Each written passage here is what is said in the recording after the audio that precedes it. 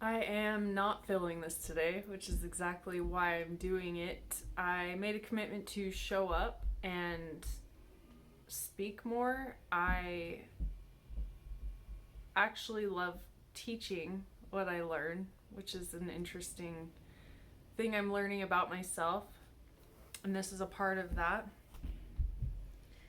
This week, I had the opportunity to spend time with a few really great visionaries, doers, thinkers, women who are breaking glass ceilings, things that I also aspire to do. And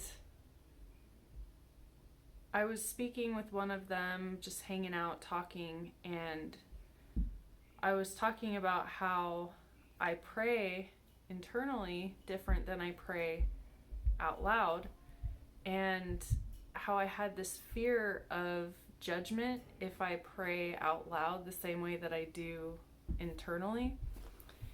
And she looked at me and said, "What would happen if you just said the words?" And I've been thinking about that ever since we had that conversation. And I've been trying to apply that in all areas of my life. I realized this week that I am a toxic fixer in my interpersonal relationships. And I never had this epiphany that, there's so much focus on chronic victims and people stuck in victim mentality. And yeah, I guess enabler is another word for a toxic fixer. But I realized that I had a problem with something going on that somebody else was doing. And I really was judgmental about that. But then I was like, I have the same problems. I kind of internalized that. And I've noticed that usually when you have a big problem with what someone else is doing, you're probably guilty of it in some facet. And I had a breakthrough this morning, and I just said the words. I said unfiltered exactly, how I felt, what I was thinking, and the things that I said felt like they've always been there. That I've accepted that as just common knowledge. But until I spoke it into existence, it was just trapped inside me. I was the vessel of these things, of these thoughts. So to answer my friend's question, what would happen if you just said the words? Breakthrough is what happens when you speak the truth, when you dig out these ugly things that maybe you're not okay with, and you just say the words. You just say it. It comes out of your body. I felt lighter. I felt a form of acceptance. For me, a feature of my PTSD, or a symptom, has been that I can't physically cry. And it's really frustrating because I'll get to the point where I'm I'll well up, but I can't cry. I can't, and it's a form of not being able to admit that my feelings are hurt. And so I was kind of digging out all the lies I was telling myself around that. I actually got to the root of why I was an alcoholic too. And I could get into all the, intimate detail stories. That's not what I want to get into. What it boils down to is denial of self, I've noticed how when people are willing to self-harm, that it's not just themselves that they're affecting, they're also impacting the people who love them and cause harm around them, like a natural disaster. And I have a lot of pain centered around rejection, of not,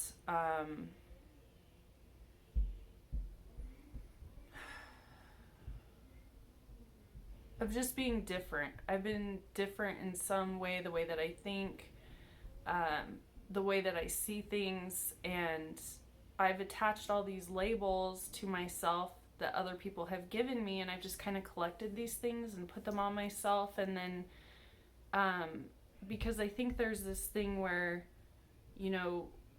if enough people say something is something, then we just automatically assume that that's what it is and that it can't be anything else.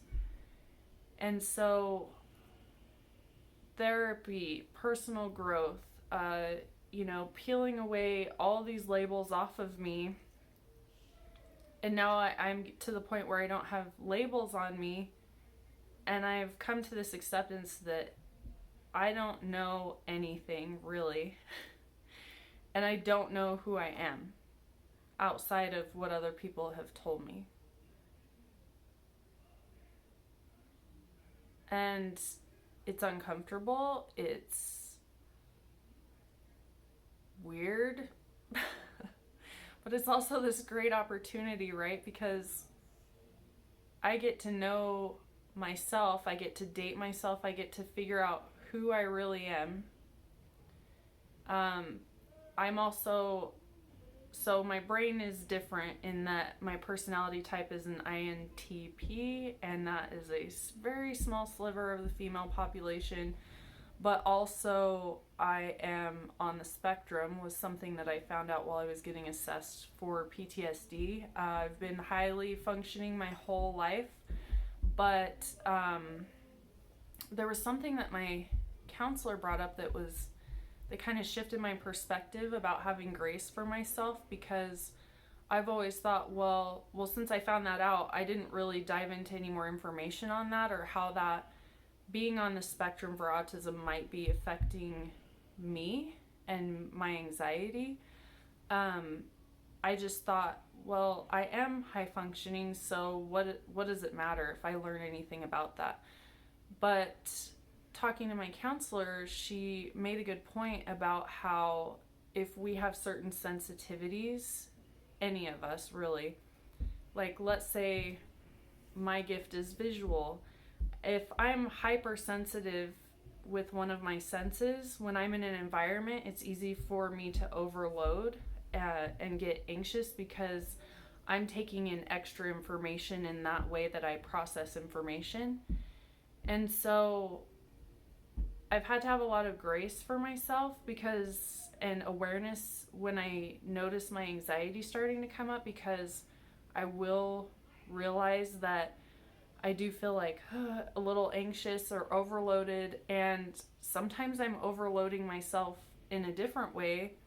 Like I listen to really loud music a lot of the time, and for the first time I shut it off. And today I said I'm not going to work today because I'm a chronic overachiever, and that's another way I'm overloading myself. And there came this point where I had to, yes, the information coming into my brain has been important because it's made me realize certain things, but I also have to get into this heart space of acceptance of self, of acceptance of these breakthroughs that I am making, and where being on the spectrum kind of comes in, not overload myself more with, environmental stuff, and really give myself a break and step back for a minute if that's what I need. So today's been really interesting, because just saying the words and having that breakthrough, I just don't feel like I need to punish myself for existing anymore. And I'm able to objectively look at myself a little better. And I also wanted to touch a little bit on, I know we're reaching like 9, almost 10 minutes, but I don't want these to be too long, but I wanted to also touch on the importance of guarding your energy and your heart, why it's important, even if you, like, let's say, like, one of my luxury branding clients, Kara Polson, she's amazing. She is, like, tapped in amazing ways to light and the spirit, and her gift from God is to help other women receive their books, their messages, and then write their books. And, you know, another friend of mine, her natural gift is to empower women and have them see themselves in a way that God sees them, I feel like. And she's very nurturing, and it's a safe environment in her energy. That's what she puts out all the time.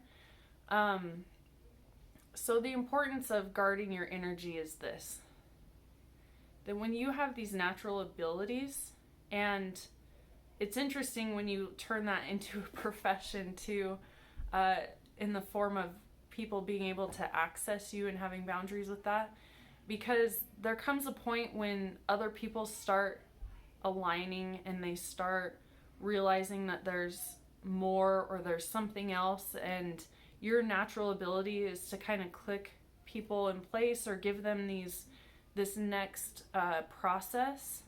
You have to be very careful with who you're around, because that energy, like, even just being around Kira, I don't have to sit there and sit down with her with a one-on-one coaching, right? Because both of us are kind of tapped in. We're both really intuitive. I feel like that kind of plays off of each other's energy. It's always been a very positive experience. But just being around her has dislodged these words, and that is her gift, right? She helps women receive their books and write them. And she's also, her energy, just being around her, clicks me in. I mean, she said that one question, she asked me that question, and it shifted everything inside of me to be able to just say the words and have this breakthrough. Energy's a real thing.